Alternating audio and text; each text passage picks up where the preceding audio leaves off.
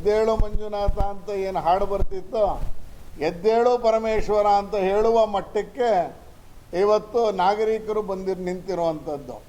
ದಿನಕ್ಕೊಂದು ಕಡೆ ನಡೀತಾ ಇದೆ, ದಿನಕ್ಕೊಂದು ಕಡೆ ಸುಲಿಗೆ, ಎಲ್ಲೋ ಒಂದು ಕಡೆ ಮನೆಗೆ ನುಗ್ಗಿ ಅತ್ಯಾಚಾರಕ್ಕೆ ಪ್ರಯತ್ನ ಮಾಡ್ತಾ ಇರುವಂಥದ್ದು, ಬಸ್ ಸ್ಟ್ಯಾಂಡ್ನಲ್ಲಿ ಅತ್ಯಾಚಾರ ಆಗಿರುವಂಥ ಪ್ರಕರಣಗಳು, ದರೋಡೆಗಳು, ಇದರ ಬಗ್ಗೆ ಡ್ರಗ್ಸು ಮಾಫಿಯಾ ಯಥೇಚ್ಛವಾಗಿ ಬರ್ತಾ ಇದೆ ಅನ್ನುವಂಥದ್ದು.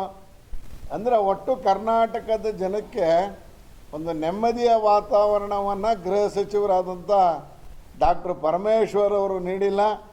ಈಗಲಾದರೂ ಪರಮೇಶ್ವರ್ ಅವರೇ ಎಚ್ಚೆತ್ಕೊಳ್ಳಿ, ಎದ್ದೇಳು ಪರಮೇಶ್ವರ ಅಂತ ಬೇಡಿಕೊಳ್ಳುವಂಥ ಪರಿಸ್ಥಿತಿಗೆ ಇವತ್ತು ನಾವು ಬಂದಿದ್ದೀವಿ ಬಂಧುಗಳೇ. ಯಾವುದೇ ನಿಗಮಕ್ಕೂ ಅನುದಾನದ ಕೊರತೆಯನ್ನು ನಾವು ನೋಡ್ತಾ ಇದ್ದೀವಿ. ಮೊನ್ನೆ ನಮಗೆ ಅಂಬೇಡ್ಕರ್ ಅಭಿವೃದ್ಧಿ ನಿಗಮದ ಸೆಲೆಕ್ಷನ್ ಕೊಡಿ ಅಂತ ಕಳಿಸ್ತಾರೆ.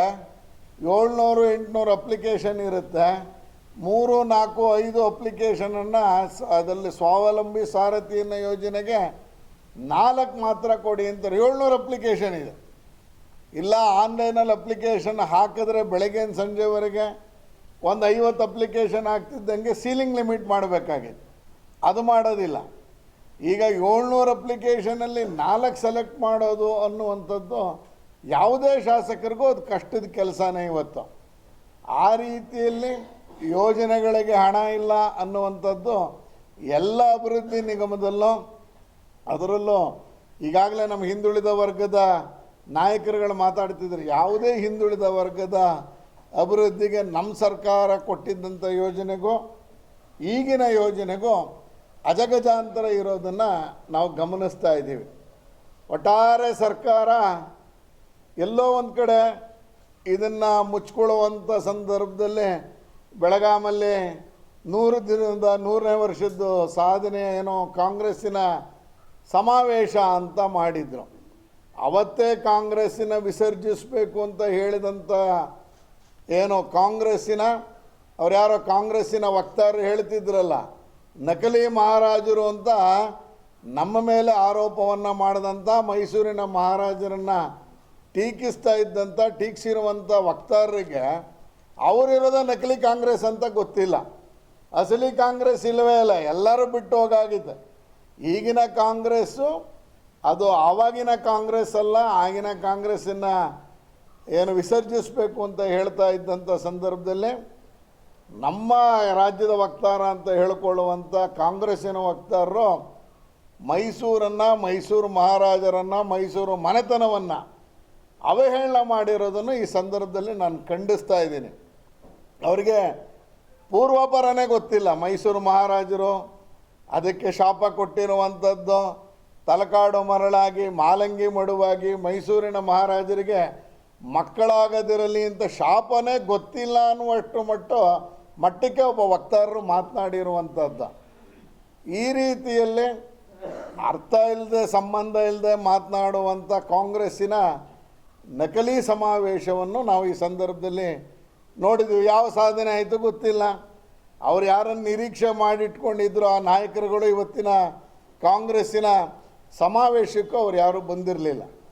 ಒಟ್ಟಾರೆ ಈ ಮುಂದಿನ ಏನು ಬಡ್ಜೆಟ್ ಸಂದರ್ಭದಲ್ಲಿ, ಮಾರ್ಚಿನ ಸಂದರ್ಭದಲ್ಲಿ ಮೈಸೂರು ಜಿಲ್ಲೆಗೆ ಹಲವಾರು ಕೊಡುಗೆಗಳನ್ನು ಕೊಡಬೇಕು, ಮೈಸೂರು ಜಿಲ್ಲೆಗೆ ಅಭಿವೃದ್ಧಿಗೆ ಹಣಕಾಸಿನ ನೆರವನ್ನು ನೀಡಬೇಕು ಅಂಥೇಳಿ ಈಗಾಗಲೇ ನಾವು ಒತ್ತಾಯವನ್ನು ಮಾಡಿಕೊಂಡಿದ್ದೀವಿ. ಆದರೆ ಅದಕ್ಕೆ ಯಾವ ರೀತಿ ಪೂರಕವಾಗಿ ಕೊಡ್ತಾರೆ ಅನ್ನುವಂಥದ್ದು ಗೊತ್ತಾಗಿಲ್ಲ. ನಾವು ಮೈಸೂರಿನಲ್ಲಿ ಸರ್ಕಾರಿ ಇಂಜಿನಿಯರಿಂಗ್ ಕಾಲೇಜಿನ ತೆಗೆದುಕೊಡಿ, ಪ್ರೈವೇಟ್ ಕಾಲೇಜುಗಳಿದೆ, ಒಂದು ಸರ್ಕಾರಿ ಇಂಜಿನಿಯರಿಂಗ್ ಕಾಲೇಜಿನ ಓಪನ್ ಮಾಡಿ ಅನ್ನೋಂಥ ಮನವಿಯನ್ನು ಅವತ್ತು ಅಭಿವೃದ್ಧಿ ಸಭೆಯಲ್ಲಿ ಮಾಡಿಕೊಂಡಿದ್ದೀವಿ. ಎರಡನೇದು ಮಹಿಳೆಯರಿಗಾಗಿ ಪಾಲಿಟೆಕ್ನಿಕ್ ಕಾಲೇಜನ್ನು ತೆಕ್ಕೊಡಿ. ಮೈಸೂರಿನಲ್ಲಿ ತುಂಬ ಜನ ಮಹಿಳೆಯರು ವಿದ್ಯಾರ್ಥಿಗಳು, ಅದರಲ್ಲಿ ವಿಶೇಷವಾಗಿ ಬಾಲಕಿಯರು ಇವತ್ತು ಡಿಪ್ಲೊಮಾ ಕೋರ್ಸ್ಗಳಿಗೆ ಸೇರ್ಕೋತಾ ಇದ್ದಾರೆ. ಸುಮಾರು ಮೈಸೂರಿನಲ್ಲಿ ಆ ಪಾಲಿಟೆಕ್ನಿಕ್ ಕಾಲೇಜಲ್ಲಿ 2000 ವಿದ್ಯಾರ್ಥಿನಿಯರು ಈಗಾಗಲೇ ಅಡ್ಮಿಷನ್ಸ್ ಆಗಿದೆ. ಹಾಗಾಗಿ ಒಂದು ದೊಡ್ಡ ಜಾಗ ಬೇಕು. ಈಗಾಗಲೇ ITI ಕಾಲೇಜಿಗೆ 10 ಎಕರೆ ಜಾಗವನ್ನು ರಿಸರ್ವ್ ಮಾಡಿತ್ತು ಭಾಳ ಹಿಂದೆನೇ. ಅದೇ ಜಾಗದಲ್ಲಿ ಬೇಕಾದ್ರೆ ITI ಡಿಪ್ಲೊಮೊನೂ ಮಾಡಿ ಇಂಜಿನಿಯರಿಂಗ್ ಕಾಲೇಜನ್ನು ಓಪನ್ ಮಾಡಿಕೊಡ್ಬೇಕು ಅನ್ನೋಂಥ ಮನವಿಯನ್ನು ಸನ್ಮಾನ್ಯ ಮುಖ್ಯಮಂತ್ರಿಗಳಿಗೆ ನಾವು ಮಾಡಿದ್ದೀವಿ ಬಂಧುಗಳೇ. ಇದ್ರ ಮಧ್ಯೆ ಒಂದೇ ಒಂದು ಸಂತೋಷದ ಸಂಗತಿ ಅವತ್ತು ಗೊತ್ತಾಗಿದ್ದು ಅಂದರೆ, ಮೈಸೂರಿನ ಜಿಲ್ಲೆಯ ಒಟ್ಟಾರೆ 4 ಕ್ಷೇತ್ರಕ್ಕೆ ಸಂಬಂಧಪಟ್ಟಂಗೆ ಮೈಸೂರಿನ ಯಾವ್ದಾದ್ರು ರಸ್ತೆಗಳನ್ನು ವೈಟ್ ಟ್ಯಾಪಿಂಗ್ ಮಾಡುವಂಥದ್ದಕ್ಕೆ ಕ್ಯಾಬಿನೆಟ್ ನಿರ್ಣಯ ಆಗಿದೆ. ಅದು ಮಲೆ ಮಹದೇಶ್ವರನ ಬೆಟ್ಟದಲ್ಲಿ ಕ್ಯಾಬಿನೆಟ್ ಮೀಟಿಂಗ್ ಆದಾಗ ಆಗುತ್ತೆ ಅನ್ನುವಂಥ ಸಂಗತಿ ನಮಗೆ ಆ ಸಂದರ್ಭದಲ್ಲಿ ಗೊತ್ತಾಗಿದ್ದಂಥದ್ದು. ಅಂದರೆ ಈ ರೀತಿ ಅನುದಾನವನ್ನು ಕೊಡದೆ, ಯಾವುದಕ್ಕೂ ಅನುದಾನವನ್ನು ಮೀಸಲಿಡದೆ, ಎಲ್ಲಿಂದ ಸೋರ್ಸಸ್ ಬರ್ತಾ ಇದೆ ಅಂತ ಗೊತ್ತಿಲ್ಲದೆ, ಗ್ಯಾರಂಟಿ ಯೋಜನೆಗಳಿಗೆ 3, 4, 5, 6 ತಿಂಗಳುಗಳನ್ನು ಏನು ತಡೆ ಹಿಡಿದು ಕೊಡ್ತಾ ಇರುವಂಥ ಈ ಸರ್ಕಾರ ದಿವಾಳಿಯತ್ತ ಸಾಗ್ತಾ ಇದೆಯೇನೋ ಅನ್ನುವಂಥ ಅನುಮಾನವು ನಮ್ಮೆಲ್ರಿಗೂ ವ್ಯಕ್ತ ಆಗ್ತಾ ಇದೆ. ಎಲ್ಲದಕ್ಕಿಂತ ಮುಖ್ಯವಾಗಿ ಕರ್ನಾಟಕ ರಾಜ್ಯದಲ್ಲಿ ಗೃಹ ಇಲಾಖೆ ಮಲಗಿದೆ. ಈ ಸಂದರ್ಭದಲ್ಲಿ ಪೊಲೀಸರ್ಸ್ಗೆ ನಿರ್ದಾಕ್ಷಿಣ್ಯವಾದ ಕ್ರಮವನ್ನು ತೆಗೆದುಕೊಳ್ಬೇಕು ಅನ್ನುವಂಥ ಏನು ಪೂರ್ತ ಸ್ವಾತಂತ್ರ್ಯವನ್ನು ಕೊಟ್ಟಾಗ ಮಾತ್ರ, ಈಗಾಗಲೇ ಅಧಿಕಾರಿಗಳು ಈ ಸರ್ಕಾರದ ಮೇಲೆ ಯಾವುದೇ ರೀತಿಯಲ್ಲೂ ಅಧಿಕಾರಿಗಳು ಈ ಸರ್ಕಾರವನ್ನು ಏನು ನಂಬುವ ಸ್ಥಿತಿಯಲ್ಲಿಲ್ಲ, ಅಥವಾ ಅಧಿಕಾರಿಗಳಿಗೆ ಭಯ ಅನ್ನೋದು ಈ ಸರ್ಕಾರದಲ್ಲಿ ಬಂದಿಲ್ಲ. ಅನೇಕ ಪ್ರಕರಣಗಳು ನಮ್ಮ ಕಣ್ಮುಂದೆ ಇದೆ. ಈ ಸಂದರ್ಭದಲ್ಲಿ ಸರ್ಕಾರ ಪೊಲೀಸ್ ಇಲಾಖೆಯನ್ನಾದರೂ ರಾಜಕಾರಣದಿಂದ ಮುಕ್ತಗೊಳಿಸಬೇಕು. ಏನು ಹಿಂದೆ ಆಗ್ತಾ ಇದ್ರಲ್ಲ ಆ ರೀತಿಯಲ್ಲಿ ಏನು ಪೊಲೀಸ್ ಬೋರ್ಡಿಂದ ವರ್ಗಾವಣೆ ಆದಾಗ ಮಾತ್ರ